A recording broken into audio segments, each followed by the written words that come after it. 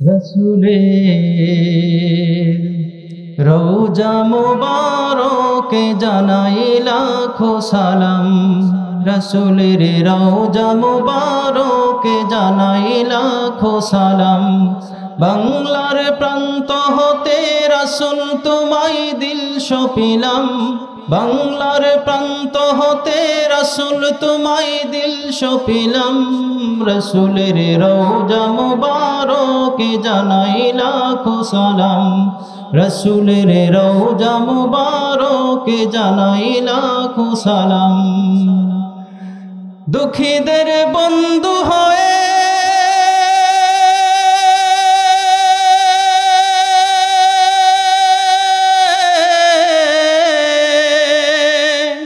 এলে তুমি দুনিয়াতে, এলে তুমি দুনিয়াতে, দুঃখীদের বন্ধু হয়ে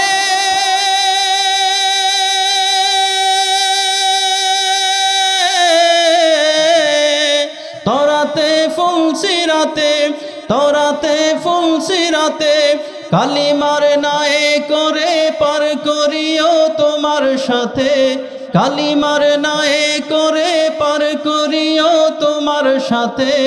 হাসরে দেখা দিও কাউসারে পিয়ালা হাতে, হাসরে দেখা দিও কাউসারে পিয়ালা হাতে। আমি তোমার প্রেমে মুগ্ধ হয়ে মুগ্ধ হলাম, রসুলের রওজা মুবারকে জানাই লাখো সালাম, রসুলের রওজা মুবারকে জানাই লাখো সালাম। ওয়ামা ইয়ানতিকু আনিল হাওয়া ফাইন্নাল জান্নাতা হিয়াল মাওয়া। আল্লাহ রাব্বুল আলামিন বলেন, আল্লাহ রাব্বুল আলামিন কোরআনুল কারীমের মধ্যে অনেক জায়গার মধ্যে ইরশাদ করেন, নবীজি যা বলেন কোনো কিছু নিজের থেকে বলে না, আমি যা বলি তাই নবীজি বলেন। সুবহানাল্লাহ। এই জন্য নবীজির কথাও হাদিস, নবীজির কাজও হাদিস, নবীজির সমর্থনও হাদিস। সুবহানাল্লাহ। সাহাবা একরাম কাজ করছেন, নবীজি হা বা কিচ্ছু বলে না। হা বা না বলার কারণ, হা বা না বলার কারণ হচ্ছে যেটার মধ্যে সমর্থন আছে। কথা ঠিক কিনা? এই জন্য গোটা পৃথিবীর এখনো নাস্তিক বেঈমানরা চায় আল্লাহ আল্লাহর রসুলের নামকে মিটিয়ে দেওয়ার জন্যে, কিন্তু নবীর নাম মিঠানোর মতো ক্ষমতা দুনিয়াতে কারো আছে? কারো নাই। এই জন্য আমার আল্লাহ বলেন, ওগো আমার হাবিব, আপনাকে দুনিয়ার মধ্যে আমি সমুন্নত করেছি, শুধু তা নয়, জান্নাতের মধ্যে যতটা দরজা আছে সমস্ত দরজার মধ্যে লা ইলাহা ইল্লাল্লাহ, পাশে লেখা মুহাম্মাদুর রাসূলুল্লাহ। জান্নাতের মধ্যে যত গেট আছে সমস্ত গেটের মধ্যে লা ইলাহা ইল্লাল্লাহর সাথে মুহাম্মাদুর রাসূলুল্লাহ লেখা। অর্থাৎ যেখানে আমি আছি সেখানে আপনি আছেন। এমনকি হাসরের ময়দান যখন কায়েম হয়ে যাবে, সমস্ত নবীদের কাছে উম্মতেরা যাবে, ওগো আদম আমাদের জন্য সুপারিশ করেন তাড়াতাড়ি হিসাবের জন্য। আদম নবীর কাছে যাবে, আদম নবী বলবে আমার কাছে সম্ভব নয়। মূসা ইব্রাহিম নবীর কাছে যাবে, ইব্রাহিম বলবে আমার দ্বারা সম্ভব নয়। নূহ নবীর কাছে যাবে, নূহ বলবে আমার দ্বারা সম্ভব নয়। মূসা কালিমুল্লাহর কাছে যাবে, মূসা নবীও বলবে আমার দ্বারা সম্ভব নয়। ঈসা রূহুল্লাহর কাছে যাবে, ঈসা রূহুল্লাহও বলবে আমার দ্বারা সম্ভব নয়। কারণ প্রত্যেকেই নিজেদেরকে আল্লাহর কাছে অপরাধী মনে করে। অবশেষে সমস্ত হাসরবাসী জনাবে মুহাম্মাদুর রাসূলুল্লাহ সকলেই বলেন সাল্লাল্লাহু আলাইহি ওয়াসাল্লাম আল্লাহ নবীর দরবারে যাবেন। নবীজিকে বলবেন গিয়া ইয়া রাসূলুল্লাহ, ইয়া হাবিবাল্লাহ, আমাদের জন্য সুপারিশ করেন। কারণ হলো হাসরের ময়দান কত ভয়ানক হবে। এটা সাধারণ কোনো হাসর নয়, এটা সাধারণ কোনো জামায়াত নয়। ওই হাসরের ময়দানে যেই সমস্ত মানুষগুলো থাকবে, ওই সমস্ত মানুষগুলো জাহান্নামীরা বলবে হায় রে, যদি আমাদেরকে এখানে না রেখে জাহান্নামে যদি নিক্ষেপ করতো তাহলেও ভালো হতো। আল্লাহর হাবিব সাল্লাল্লাহু আলাইহি আলাইহি ওয়াসাল্লামের সুপারিশ সেদিন গ্রহণ করা হবে। নবীজি যতক্ষণ সুপারিশ করবে না ততক্ষণ কোনো নবীরও সাহস হবে না সুপারিশ করার। আল্লাহর নবী সুপারিশ করতে থাকবে, নবীজি মাকামে মাহমুদের মধ্যে সেজদায় পড়ে যাবেন।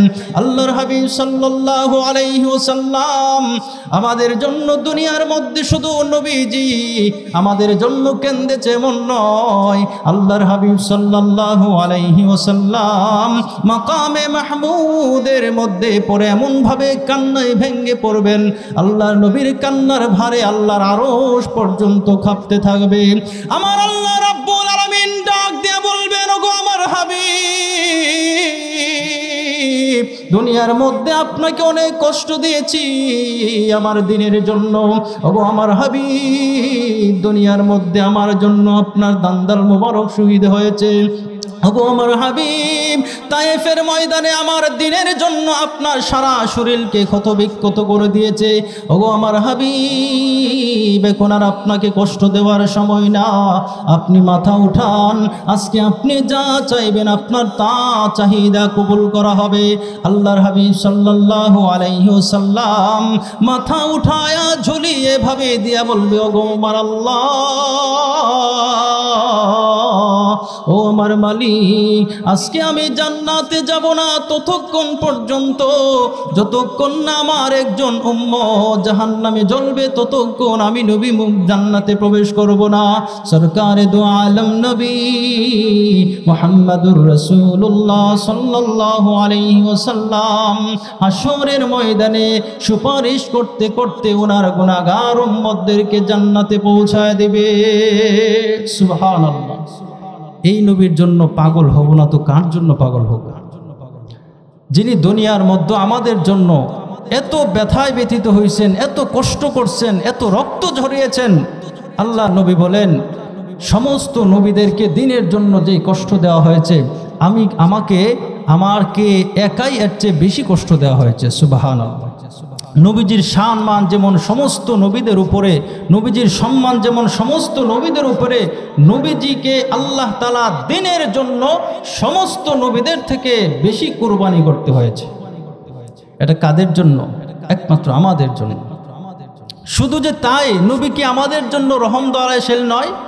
আল্লাহ কোরআনে বলেন, ওমা আরসালনাকা ইল্লা রাহমাতাল লিল আলামিন। আল্লাহর হাবিব সাল্লাল্লাহু আলাইহি ওয়াসাল্লাম যখন উহুদের ময়দানে গেলেন, উহুদের ময়দানে যাওয়ার পরে কাফেরদের আঘাতে, তরবারির আঘাতে নবীজির দান্দাল মুবারক শহীদ হয়ে যায়। আল্লাহর হাবিব সাল্লাল্লাহু আলাইহি ওয়াসাল্লাম মাথার মধ্যে এমন ভাবে আঘাত করেছেন, মাথার সেই লোহার টুপি ভেঙ্গে নবীজির মাথার মধ্যে ঢুকে গেছেন। এমন সময় নবীজি একেবারে বেহুশ হয়ে জমিনের মধ্যে লুটায় পড়লেন। আল্লাহর হাবিব সাল্লাল্লাহু আলাইহি ওয়াসাল্লাম যখন জমিনের মধ্যে লুটায় পড়লেন, গোটা ময়দানের মধ্যে আওয়াজ ছড়িয়ে দিয়েছেন, মুহাম্মদ ইন্তেকাল করেছে, মুহাম্মদ ইন্তেকাল করেছে। শয়তান এই আওয়াজ ছড়িয়ে দিয়েছে। আল্লাহর নবীর সাহাবীরা চিন্তা করলেন, নবীর সাহাবীরা চিন্তা করলেন, যার জন্য আমরা জীবনকে কুরবান করলাম, যার জন্য আমরা দ্বীন ইসলাম গ্রহণ করলাম, তিনি যদি না থাকে আমরা কার জন্য লড়াই করব? সাহাবীদের মনটা খুব ভেঙ্গে খানখান হয়ে গেছেন। কিন্তু কিছুক্ষণ পরে দেখেন নবীজি উঠেছে। নবীজি আস্তে আস্তে করে হুশে আসার পরে আল্লাহর হাবিব সাল্লাল্লাহু আলাইহি ওয়াসাল্লাম আল্লাহর কাছে হাত বাড়িয়ে দোয়া করে, আল্লাহুম্মা গফির লাহুম, আল্লাহুম্মা হদি কওমি ফাইন্নাহুম লা ইয়ালামুন। নবীজি ওই সমস্ত কাফেরদের জন্য দোয়া করতেছে, ওগো আল্লাহ, আমার এই উম্মতরা বুঝে না, তারা যদি বুঝতো আমি নবীর উপর তারা আঘাত করতো না। তারা না বুঝার কারণে আমাকে রক্তাক্ত করেছে। আল্লাহ তুমি তাদেরকে, আমার কওমকে মাফ করে দাও, তুমি তাদেরকে হেদায়েত দান করো। সাহাবীরা বললেন, ইয়া রাসূলুল্লাহ, কোথায় আপনি তাদের জন্য বদদোয়া করবেন আর তাদের জন্য আপনি দোয়া করতেছেন হেদায়েতের দোয়া, মাগফিরাতের দোয়া। সরকার বলে, হে আমার সাহাবীরা ভালো করে শুনো, আমার আল্লাহ কোরআনুল কারীমের মধ্যে বলেছেন, ওমা আরসালনাকা ইল্লা রাহমাতাল লিল আলামিন। আমি নবীকে আল্লাহ তাআলা শুধু মানুষের জন্য রহমত বানিয়েছেন, শুধু মুসলমানদের জন্য রহমত বানিয়েছেন এমন নয়। আমি মুহাম্মদুর রাসূলুল্লাহকে কাফেরের জন্য রহমত বানিয়েছেন, মুশরিকদের জন্য রহমত বানিয়েছেন, কাফের বেঈমান সমস্ত মানুষদের জন্য রহমত বানিয়েছেন, এমনকি প্রাণীদের জন্য রহমত বানিয়েছেন। হে আমার সাহাবীরা, আমি তাদের জন্য বদদোয়া করব না। হতে পারে এমনও আছে তাদের মধ্য থেকে যারা আজকে ইসলাম গ্রহণ করে নাই, যারা আমার উপর আঘাত করেছে, এমন একটা সময় আসতে পারে তাদের মধ্য থেকে তারাই ইসলাম গ্রহণ করে আমার খাদেম হয়ে যাবে। এমনও সময় হতে পারে তাদের সন্তানরা আমার উপর ঈমান আনবে, আল্লাহর উপর ঈমান আনবে।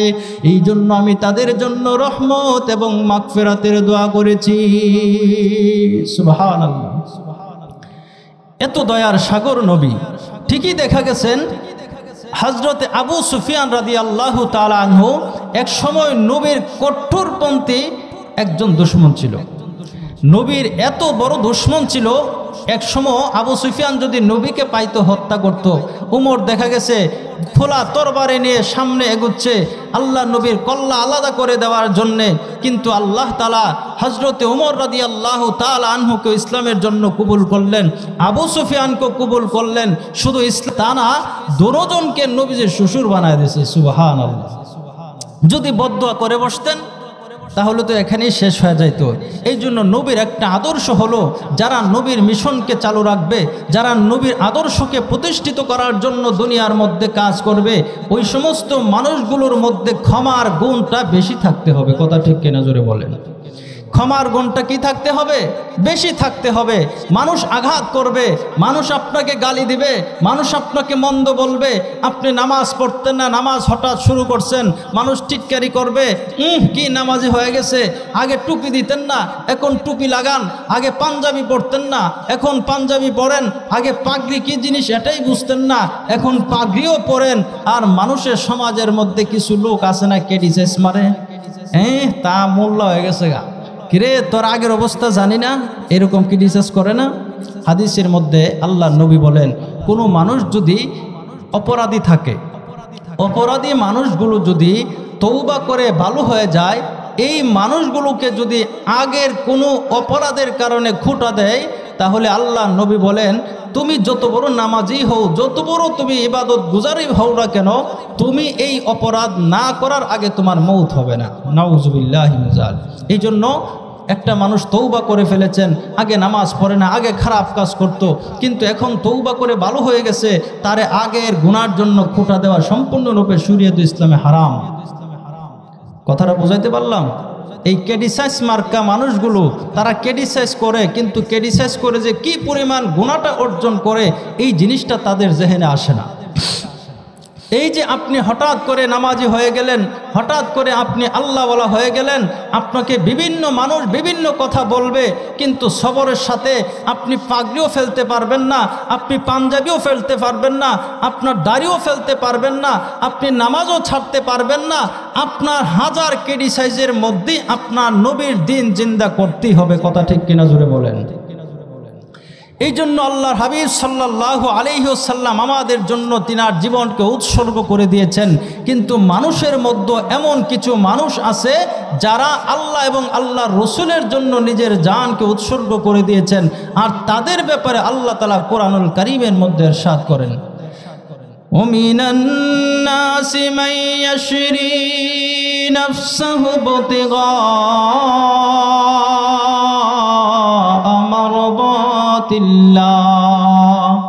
ওয়াল্লাহু রাউফুম বিল ইবাদ।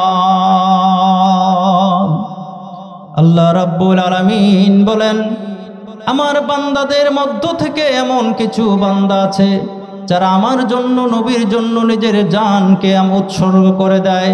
তারা নিজের জানের পরোয়া করে না, নিজের আরামের পরোয়া করে না, দুনিয়ার পরোয়া করে না। আমি নবী, আমি আল্লাহর জন্য, নবীর জন্য তারা নিজেদের দানকে কুরবান করে দেয়।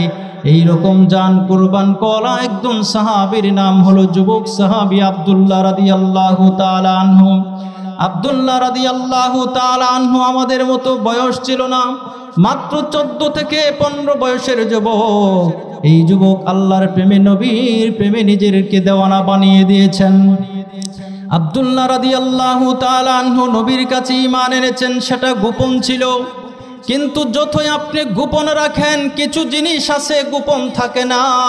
আপনি যখন ঈমান এনে আনবেন, আপনি যখন নামাজি হবেন, এই জন্য আল্লাহ রাব্বুল আলামিন কোরআনুল কারীমের মধ্যে ইরশাদ করে দিয়েছেন, যারা নামাজি হয়, যারা সেজদা করে, ওই সমস্ত সেজদাকারীদের চেহারার মধ্যে সেজদার দাগ বাসে কি বাসে না?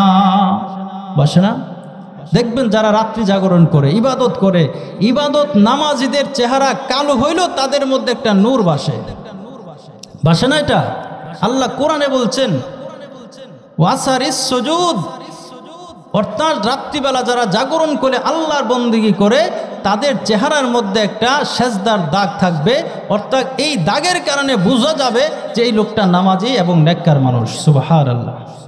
এমনই ভাবে আল্লাহ নবীর সাহাবী হযরত আব্দুল্লাহ রাদিয়াল্লাহু তাআলা আনহু নবীজির কাছে মুসলমান হয়েছেন, কিন্তু ওনার পুরা ফ্যামিলি কাফের।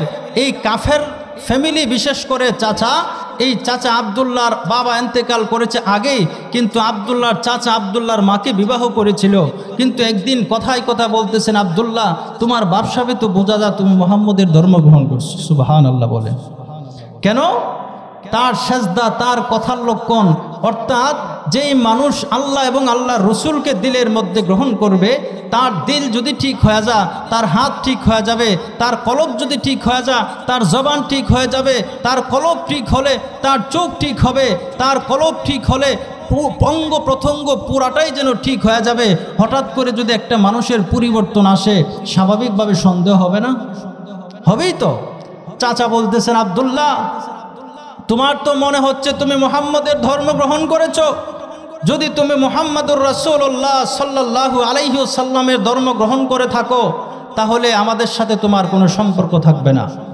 এই কথা বলার পরে কিন্তু এই যুবক বয়সের, ইয়ং বয়সের যুবক আল্লাহর প্রেমে, রসুলের প্রেমে মাতোয়ারা হয়ে সে চাচার কাছে বলেই দিয়েছে, হ্যাঁ আমি মুহাম্মাদুর রাসূলুল্লাহ সাল্লাল্লাহু আলাইহি ওয়াসাল্লামকে নবী হিসাবে গ্রহণ করেছি, আল্লাহর উপর ঈমান এনেছি। চাচা রাগান্বিত অবস্থায় তাকে মায়ের শুরু করে দিলেন, মেরে তাকে রক্তাক্ত বানায় ফেললেন। হযরতে আব্দুল্লাহ রাদিয়াল্লাহু তাআলা আনহুকে যখন রক্তাক্ত করে ঘর থেকে বের করে দিলেন, এমন সময় চাচা বের হয়ে বলতেছেন, হে আব্দুল্লাহ, যদি তুমি মুহাম্মদের ধর্ম গ্রহণ করে থাকো, যদি মুহাম্মদকে ত্যাগ না করো, তাহলে আমাদের যে পৈতৃক সম্পত্তি আছে, সমস্ত সম্পত্তি থেকে তোমাকে বঞ্চিত করা হবে। আজকে থেকে তোমার সাথে আমাদের কোনো সম্পর্ক থাকবে না। এখন থেকে তুমি আমাদের থেকে বের হয়ে যাবে, আমাদের সাথে তোমার কোনো কালেকশন নাই। এই বলে চাচা তাকে বের করে দিতেছেন। এমন অবস্থায় আব্দুল্লাহর পরনের মধ্যে চাদর ছিল। হযরতে আব্দুল্লাহ রাদিয়াল্লাহু তাআলা আনহুকে বলতেছেন, তোমার পরনের যে কাপড় আছে সেই কাপড় তো তোমার না, আমাদের। হযরতে আব্দুল্লাহ রাদিয়াল্লাহু তাআলা আনহুকে উলঙ্গ বানায়া আব্দুল্লাহর গতর থেকে, শরীর থেকে কাপড়টা খুলে দিলেন। আব্দুল্লাহ শরীর থেকে যখন কাপড়টা খুলে দিল, আব্দুল্লাহ রাদিয়াল্লাহু তাআলা আনহু বলেন, ওগো আল্লাহ, তোমার দ্বীনের জন্য আজকে আমার এই অবস্থা হলো। তোমার দ্বীনের জন্য, তোমার হাবিবের জন্য আমাকে উলঙ্গ বানায়া বাড়ি থেকে বের করে দিচ্ছে। আব্দুল্লাহ যখন উলঙ্গ হয়ে গেলেন, আব্দুল্লাহর মা জানালা থেকে আব্দুল্লাহর জন্য একটা কাপড় দিলেন, একটা চাদর দিলেন, বাবা নাও। মা যদিও কাফের বেঈমান, কিন্তু মা তো মা, সন্তানের জন্য দরদ থাকবে। দুনিয়ার সমস্ত মানুষ যদি সন্তানকে ভুলে যায়, মানুষকে ভুলে যায়, কিন্তু মা কোনোদিন তার সন্তানকে ভুলতে পারে না। এই মা যদি তুমি যদি মাকে নাও করো, কোনোদিন খাবারও না দাও, কোনোদিন যদি তাকে টাকা পয়সা নাও দাও, কোনোদিন যদি কাপড়ও না দাও, কিন্তু তোমার মা কোনোদিন তোমাকে ভুলবে না। কারণ তুমি ব্যথায় ব্যথিত হলে সর্বপ্রথম মায়ের কলিজার মধ্যে লাগে কি লাগে না? এই জন্য মায়ের খেদমত করা, মায়ের খেদমত করা। উমর ভর তেরি মোহাব্বত মেরি খেদমত কর রহি, मैं तेरा खिदमत का काबिल जब हुआ तो चल बसी, मैं तेरा खिदमत का काबिल जब हुआ तो चल बसी। মা থাকতে মায়ের কদর করবেন, মা থাকতে মায়ের কদর করবেন। কারণ হলো আমার নবী, আপনার নবী বাবাকে তো দেখেনই না, মাকেও তিনি দেখেন নাই ঠিক মতে। কারণ মা যখন নবীজির যখন 6 মাস 6 বছর হলো, আম্মাজি নবীজির মা ইন্তেকাল করলেন। মায়ের ব্যথায় ব্যথিত হয়ে একদিন মায়ের কবরের পাশে গিয়ে নবীজি কান্নায় ভেঙে পড়লেন। আল্লাহর হাবিব সাল্লাল্লাহু আলাইহি ওয়াসাল্লাম শিশুকাল অবস্থায় মায়ের কবরের পাশে উপর দিয়া পড়ে কান্দে আর বলে, ওগো মা, আপনি আমাকে কোথায় রেখে গেলেন? আমার দুনিয়াতে কেউ নাই আপনি জানেন, কিন্তু আমাকে কেন ছেড়ে গেলেন? শিশু অবস্থায় নবীজি কান্দে। হযরতে আল্লামা ইকবাল রাহমাতুল্লাহি আলাইহি মায়ের কবরের পাশে দাঁড়াইয়া তিনি আবেগ ভরা কণ্ঠে বলেন, উমর ভর তেরি মোহাব্বত মেরি খেদমত কর রহি, मैं तेरा खिदमत का काबिल जब हुआ तू चल बसी। हजरत আল্লামা কবি ইকবাল মায়ের কবরের পাশে চোখের পানি দিয়া দাড়িগুলো ভিজায়া বুক বাসায়া কান্দে আর বলে, ওগো মা, সারা জিন্দেগি তুমি আমার জন্য তোমার জীবনকে উৎসর্গ করে দিয়েছো ভালোবাসার কারণে, কিন্তু এখন তুমি আমি তোমার খেদমত করব। এখন আমার টাকা রোজগারের সময় হয়েছে, এখন টাকারও আমার হাতে অভাব নাই, এখন তোমাকে আমি খাওয়াবো, তোমাকে আমি পড়াবো, তোমার খেদমত করব, কিন্তু এখন তুমি কবরের মধ্যে শুয়ে আছো। এই আবেগ ভরা হৃদয় নিয়ে আল্লামা ইকবাল মায়ের কবরের পাশে কাঁদতেছে। এই জন্য বাবা কথায় কথায় চলে আসছে, মা যাদের আছে খেদমত করবেন। মার খেদমত ছাড়া জান্নাত পাওয়া সম্ভব না। আমার আপনার নবী বলছেন, যাদের মা বাবা আছেন তারা একজন ঘরের মধ্যে জান্নাত রাখছেন, আবার ঘরের মধ্যে জাহান্নাম রাখছেন। যদি কেউ জান্নাত পাইতে চায় মা বাবার খেদমত করতে হবে। মা বাবার খেদমত ছাড়া জান্নাতের আশাও করা যায় না। আবার জাহান্নাম কুড়াইতে গেলে মা বাবার নাফরমানি করা লাগবে। মা বাবার নাফরমানি যারা করবে তাদের জন্য সুনিশ্চিত জাহান্নাম, আর মা বাবার খেদমত যারা করবে তাদের জন্য সুনিশ্চিত জান্নাত। সুবহানাল্লাহ বলেন। এই জন্য নবীজি বলছেন, ফা ইন্নাল জান্নাতা তাহতা রিজলাইহা, মা বাবার মায়ের পায়ের নিচে সন্তানের জন্য জান্নাত। সুবহানাল্লাহ বলেন। তো আল্লাহর হাবিব সাল্লাল্লাহু আলাইহি ওয়াসাল্লামের প্রেমে আব্দুল্লাহ রাদিয়াল্লাহু তাআলা আনহুকে যখন উলঙ্গ বানায় দিয়েছেন, এখান থেকে কথাটা আসছে, মার দরদ মানাইতে পারে নাই, একটা চাদর দিছেন, আব্দুল্লাহ এই চাদরটা তুমি পরিধান করে তোমার সতর ঢাকো। আব্দুল্লাহ রাদিয়াল্লাহু তাআলা আনহু আল্লাহকে বলতেছেন, ওগো আল্লাহ, তোমার জন্য, তোমার হাবিবের জন্য আমি ঘর বাড়ি ছেড়ে দিয়েছি, আমার প্রত্যেক সম্পত্তি ছেড়ে দিয়েছি, এমনকি আমাকে উলঙ্গ বানায়া ঘর থেকে বাড়ি থেকে বের করতেছে। আল্লাহ, এটা তোমার জন্য আমি করেছি। আর আমার আল্লাহ রাব্বুল আলামিনও জানায় দিলেন, হে আব্দুল্লাহ, তুমি আমার জন্য, আমার নবীর জন্য তুমি সমস্ত কিছু ছেড়ে দিয়েছো। আমি আল্লাহ তোমাকে এমনি ছেড়ে দেব না, আমি আল্লাহ তোমাকে কি পুরস্কৃত করব তুমি শুধু চেয়ে চেয়ে দেখবে। সুবহানাল্লাহ জোরে বলেন। হযরতে আব্দুল্লাহ রাদিয়াল্লাহু তাআলা আনহু বাড়ি থেকে বের হয়ে আল্লাহর নবীর হুজরার সামনে এসে রাত্রে অবস্থান করলেন। নবীজি যখন শেষ রাত্রে জাগ্রত হলেন তাহাজ্জুদ নামাজের জন্যে, তাহাজ্জুদ নামাজ পড়ার পরে সরকারে দো আলম নবী আজান পড়লেন, সুন্নত পরে উনি যাইতেছেন হুজরা থেকে মসজিদের মধ্যে। দেখেন একটি যুবক দাঁড়িয়ে আছেন। যুবককে দেখে বললেন, চিনে ফেললেন, অবস্থা কেন? এখানে কোনো বেশি কথা না বাড়িয়ে আল্লাহর হাবিব সাল্লাল্লাহু আলাইহি ওয়াসাল্লাম মসজিদের মধ্যে চলে গেলেন। মসজিদের মধ্যে ফজর নামাজ পড়িয়ে আব্দুল্লাহকে ডাক দিলেন, হে আব্দুল্লাহ, এখানে আসো। তোমার এমন অবস্থার কারণ কি? তোমার পরনে কাপড় নাই কেন? তুমি তো ধনী বাবার ছেলে। আব্দুল্লাহ রাদিয়াল্লাহু তাআলা আনহু বলেন, ইয়া রাসূলুল্লাহ, ইয়া হাবিবাল্লাহ, ওগো আল্লাহর নবী, আমি আপনার উপর ঈমান আনার কারণে, আল্লাহর উপর ঈমান আনার কারণে এই সংবাদটা গোপন ছিল, কিন্তু আমার চাচা যখন জেনে ফেললেন আমি আপনার উপর ঈমান এনেছি, এই সংবাদ পাওয়ার পরে আমাকে আমার বাড়ি থেকে সমস্ত সম্পদ থেকে আমাকে বঞ্চিত করে দিয়েছে, তাদের সাথে আমার সম্পর্ক বিচ্ছেদ করে দিয়েছে, এমনকি বাড়ি থেকে ঈমান আনার জন্য আমাকে উলঙ্গ করে বের করে দিয়েছে। ওগো আল্লাহর নবী, আল্লাহর হাবিব সাল্লাল্লাহু আলাইহি ওয়াসাল্লামের কাছে সংবাদ বলে আর কান্দে নবীজি ও চোখের পানি ফেলে। সরকারে দু আলম নবী বলেন, হে আব্দুল্লাহ, চিন্তা করিও না, তুমি আসহাবে সুফফা এই মাদ্রাসার মধ্যে থাকতে থাকো, তোমার কোনো চিন্তা নাই, পেরেশানি নাই, তোমার মা নাই, তোমার বাবা নাই, তোমার চাচা নাই, তোমার গোষ্ঠী নাই, তাতে কি হয়েছে? আমি তো তোমার অভিভাবক হিসাবে আছি। আব্দুল্লাহ রাদিয়াল্লাহু তাআলা আনহু এখানে থাকতে লাগলেন। হঠাৎ করে আব্দুল্লাহর দিল থেকে আল্লাহ আল্লাহ আল্লাহ আল্লাহ আল্লাহ বলে শব্দ আব্দুল্লাহর জবান দিয়া বের হইতো। এমন সময় হযরত ওমর আব্দুল্লাহকে ধমকি দিল, হে আব্দুল্লাহ, হে যুবক, তুমি এভাবে চিল্লাফাল্লা করো কেন? এই সংবাদটা সরকারের কানে চলে গেলেন। আল্লাহ নবী বললেন, হে ওমর, আমার আব্দুল্লাহকে ধমক দিও না।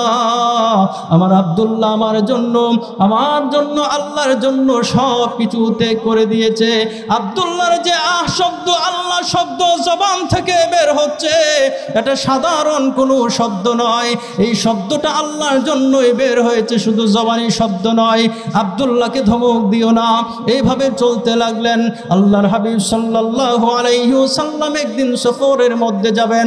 এমন সময় আব্দুল্লাহ বলতেছেন, ইয়া রাসূলুল্লাহ, ইয়া হাবিবাল্লাহ, ওগো আল্লাহর নবী, আপনি যদি চান তাহলে আমি আপনার সাথে সফরে যেতে চাই। সরকারে দু আলম নবী ভাবলেন, আব্দুল্লাহ যেহেতু তার মাও নাই, বাবাও নাই, কেউ নাই, সুতরাং তাকে আমার সাথে নিয়ে যায়। আব্দুল্লাহ রাদিয়াল্লাহু তাআলা আনহুকে আল্লাহর নবীর সাথে গেলেন। আল্লাহর নবীর সাথে সফরে বের হলেন। নবীজি সফরের মধ্যে একটা জায়গার মধ্যে অবস্থান করলেন। এমন সময় আব্দুল্লাহর ভারী জ্বর উঠে গেছেন। আব্দুল্লাহ রাদিয়াল্লাহু তাআলা আনহু কঠিন রোগে আক্রান্ত হয়ে গেছেন। আব্দুল্লাহর জ্বর এমন ভাবে বেড়েছে। এমন সময় আব্দুল্লাহ রাদিয়াল্লাহু তাআলা আনহু আল্লাহর হাবিব সাল্লাল্লাহু আলাইহি ওয়াসাল্লাম বলতেছেন, আবু ওমর এবং আবু বকরকে চলো আমরা গিয়া দেখে আসি। আব্দুল্লাহ যদি বাড়িতে থাকতো তাহলে আব্দুল্লাহর দেখাশোনা করতো আব্দুল্লাহর মা, আব্দুল্লাহর চাচা, আব্দুল্লাহর ভাই বেরাদার। আজকে আব্দুল্লাহ অসুস্থ হয়ে গেছেন, কিন্তু আব্দুল্লাহর যে সেবা শুশ্রূষা, আব্দুল্লাহকে দেখার জন্য কে যাইতেছেন? সরকারে দু আলম নবী, দু জাহানের বাদশা, সুবহানাল্লাহ। আল্লাহর হাবিব সাল্লাল্লাহু আলাইহি ওয়াসাল্লাম আব্দুল্লাহর কাছে গেলেন। আব্দুল্লাহর কাছে গিয়ে আল্লাহর নবীর রানের মধ্যে আব্দুল্লাহর মাথা রাখলেন। আব্দুল্লাহ রাদিয়াল্লাহু তাআলা আনহু আল্লাহর নবীর চেহারার দিকে তাকিয়ে রইলেন। আল্লাহর নবী আব্দুল্লাহর দিকে তাকিয়ে রইলেন। আল্লাহর হাবিব সাল্লাল্লাহু আলাইহি ওয়াসাল্লাম তাকিয়ে রইলেন। এমন সময় আব্দুল্লাহ রাদিয়াল্লাহু তাআলা আনহু বলতেছেন, আশহাদু আল্লা ইলাহা ইল্লাল্লাহু ওয়া আশহাদু আন্নাকা মুহাম্মাদুর রাসূলুল্লাহ। এই কালিমা পড়ে আব্দুল্লাহ রাদিয়াল্লাহু তাআলা আনহু সাথে সাথে ইন্তেকাল করলেন। আব্দুল্লাহ রাদিয়াল্লাহু তাআলা আনহু ইন্তেকাল করার পরে আল্লাহ রাব্বুল আলামিন বলেছিলেন, হে আব্দুল্লাহ, তুমি আমার জন্য আমার হাবিবের জন্য সব কিছু ছেড়ে দিয়েছো, আমি তোমাকে এমনি ছেড়ে দেব না, না না, তোমাকে পুরস্কৃত না করে। একটা জিনিস চিন্তা করে আল্লাহর নবী বলতেছেন, হে আমার সাহাবীরা, আব্দুল্লাহর কাফন দাফন স্বাভাবিক কোনো কাপড় দিয়া করবা না। আব্দুল্লাহ রাদিয়াল্লাহু তাআলা আনহুর কাফনের ব্যবস্থা যদি বাড়ির মধ্যে আব্দুল্লাহ মারা যাইতো, সর্বোচ্চ 500 টাকার টেটলন কাপড়ে তার কাফনের ব্যবস্থা হতো। কিন্তু আব্দুল্লাহ রাদিয়াল্লাহু তাআলা আনহু নবীর জন্য, আল্লাহর জন্য সব কিছু ছেড়ে দিয়েছেন। আমার আল্লাহ বললেন, হে আব্দুল্লাহ, তোমাকে সাধারণ কোনো কাপড়ে আমি তোমার কাফনের ব্যবস্থা করব না। নবীজি বললেন, আমার 2টা চাদর নাও, এই চাদর দিয়ে আব্দুল্লাহ রাদিয়াল্লাহু তাআলা আনহুর কাফনের ব্যবস্থা করলেন। আল্লাহর নবী নামাজ পড়াইলেন, নবীজি কবরের মধ্যে নামলেন, বললেন, হে সাহাবীরা, আমার আব্দুল্লাহর লাশটা আমার কাছে দাও। আব্দুল্লাহর লাশটা যখন নবীজির কাছে দেওয়া হলো, নবীজি কবরের মধ্যে রাখলেন। কবরের মধ্যে রাইখা আল্লাহর হাবিব সাল্লাল্লাহু আলাইহি ওয়াসাল্লাম এভাবে আল্লাহর দিকে হাত উঠালেন, ওগো আল্লাহ, আমি আমার আব্দুল্লাহর প্রতি রাজি, তুমিও আমার আব্দুল্লাহর প্রতি রাজি হয়ে যাও। এই অবস্থা দেখার পরে সমস্ত সাহাবীরা কান্নায় ভেঙে পড়লেন আর বললেন, হে আব্দুল্লাহ, তোর লাশটা আজকে না হয়ে যদি আমাদের লাশটা হতো, কতই না ভাগ্যবান হয়ে যাইতাম। সুবহানাল্লাহ। এই জন্য আল্লাহ এবং আল্লাহ রসুলের জন্য আপনি ত্যাগ করবেন, আল্লাহ আপনাকে দিবে না, এরকম না। এখনো যদি যুবক আল্লাহর জন্য, নবীর জন্য এভাবে ত্যাগ করতে পারে, হয়তোবা নবীর হাতের, নবীর চাদর পাবো না, নবীর হাতে আমার কাফন দাফন হবে না, কিন্তু আল্লাহ নবীর সুপারিশ আমাদের জন্য ওয়াজিব হয়ে যাবে। সুবহানাল্লাহ। আল্লাহ তাআলা আমাদের সকলকে এই সংক্ষিপ্ত কথাগুলোর উপর আমল করার তৌফিক দান করুক।